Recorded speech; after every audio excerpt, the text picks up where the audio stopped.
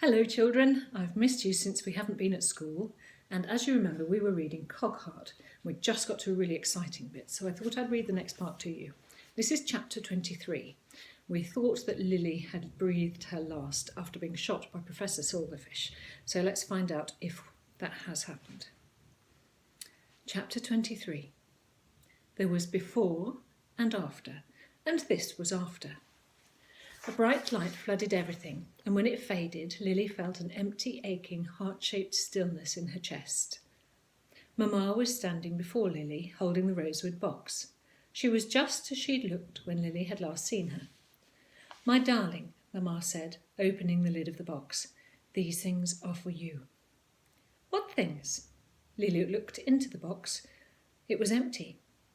"You have them all already," Mamma said. Lily felt in her pocket and was surprised to find the various objects there. Her mother's ring and her lock of hair and the photograph and the stone. She took out the stone and looked at the golden fossil at its centre. "Just like you," Mamma said.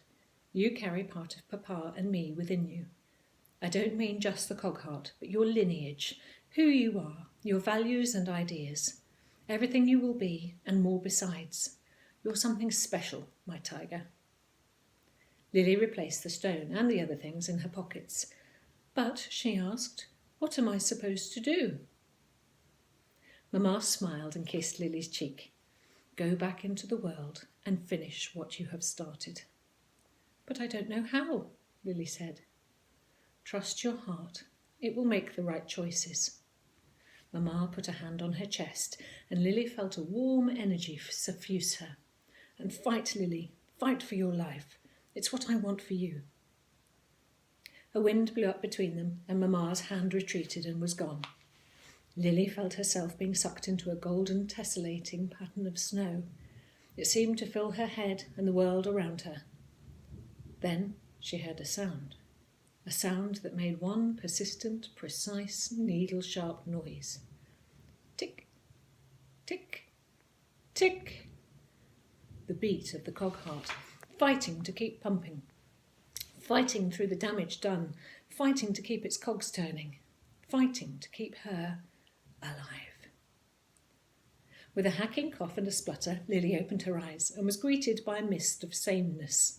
She recognised nothing. None of the forms around her seemed familiar, and she couldn't even separate them from one another. Then, gradually, they came into focus. Her head lolled against a pillow. She was being wheeled on a stretcher along a corridor on an airship. Behemoth? With Papa walking bound at her side. "You're all right," he whispered. "The perpetual motion machine. It still works, thank heaven." Lily nodded woozily. She was certain now all of this had occurred before. Portholes dotted the walls, and through their glinting glass she could make out the blue-grey waters of the Thames, the snake-like soul of the city. "A terrible thing happened, my dear," Professor Silverfish said, stepping alongside her and blocking her view. "I shot you in the heart, in the precious Cogheart. But the good news is, it's still functioning. You're still alive. So now I'm going to take out your heart and use it to replace this one." He tapped the machine on his chest. "After all, I'd need my upgraded machine." Professor Silverfish laughed. "How does that sound?" Drowsily, Lily wondered if she could run, but then she realised she wasn't even standing. Dark figures gathered, their profiles ringed by halos, or was it the setting sun flashing in the portholes behind them? Before she could decide, their hands reached down to lift her from the stretcher and across a threshold into darkness. Clouds streamed past Robert in streaks of grey and pink. He clutched Malkin to his chest as he arrowed towards his target, hurtling into Behemoth's shadow. The gas envelope loomed large ahead. The line was skewing too close to the propeller. His heart pumping in his throat, Robert grasped the brake lever and squeezed hard. The brakes screeched, refused to lock. With seconds to impact, Robert pumped them again. In a whiff of burning, they clamped the line, jerking him to a stop a hand's breadth from the Zeppelin's whirling propeller. Woom, woom, woom, woom. Sharp turning blades glanced past, inches from his head. Malkin whined softly as Robert gulped in great gasps of air and clawed at a metal maintenance ladder. His fingers brushed against the ice-encrusted metal. If he could only stretch a little further. A crosswind knocked him sideways, but he managed to grasp the ladder. Clipping a grappling hook onto its frame, he climbed across and looped an elbow over the prop support strut, just as the storm finally hit. A barrage of raindrops pounded his head and jacket and pinged off the metal motor casing and the turning blades. Robert felt in his jacket pocket, beneath the lump of the fox, for his penknife. He cut his slide rope loose, and it fell away into the grey abyss beneath, with a noise like a flailing whip. Under the whoosh of the prop blades and the tapping of the rain, he thought he could just make out the putter of Ladybird's engines. He glanced over his shoulder and glimpsed her downwind, banking away. The broken shards of her windscreen seemed to wink at him. Robert took a deep breath and pulled himself up onto the short maintenance platform between the prop and the side of the Zepp. Anna was right. There was a hatch into the balloon itself. By the time he reached it, he was soaked through to the skin. Robert grabbed for the handle at the centre of the hatch and yanked. It rattled loose, but one corner jammed. He prized at it with his frozen fingers as the icy wind knifed at his face and the rain drubbed his body. Curled up inside his dripping wet flying jacket, huddled against his chest, Malkin shivered with the cold. Finally, the hatch fell open. Robert climbed through the gap and slipped down a small metal shaft, dropping into the interior of the balloon. Lily woke in a clean and airy vaulted space at the heart of the Zeppelin.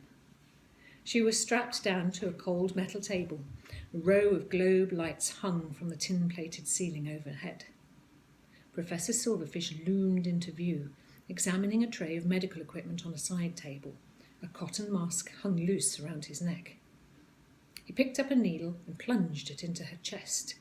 Lily felt a sharp prick of pain, and the push of a plunger, and everything softened into a blur of hazy shapes once more. She gritted her teeth. A queasy black tiredness flushed through her, but she wasn't going to let herself go under. She willed herself awake, remembering Mamma's words. "Fight, Lily. Fight for your life. It's what I want for you." The Cogheart rallied, responding to her request, and she felt its pulse beating stronger in her ears. With great difficulty, Lily raised her head. She could see Papa tied to a pipe on the far wall behind Professor Silverfish. She stared woozily at them both. It was almost as if their shapes were bleeding together. "Aren't there two of you?" she asked. "I can't quite tell you apart." "What did you give her?" Papa demanded. Lily could hear him, but it was as if his words were coated in cotton wool. She couldn't quite make them out. Wake it out. Wake up. Professor Silverfish picked up a bone saw and tested it against his thumb. Just a small sedative to make the operation easier. "Operate?" Papa shouted. "On a moving airship? That's insane." Professor Silverfish laughed. "Not quite.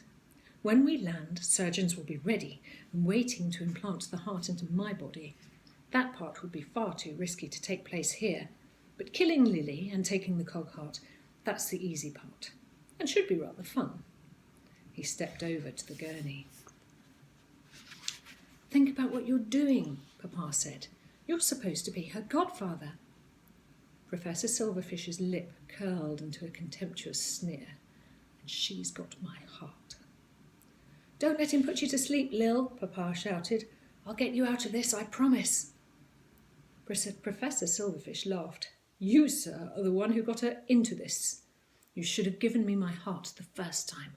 She would never have been hurt. 2 pieces of advice. Always honour your debts and let the dead stay dead."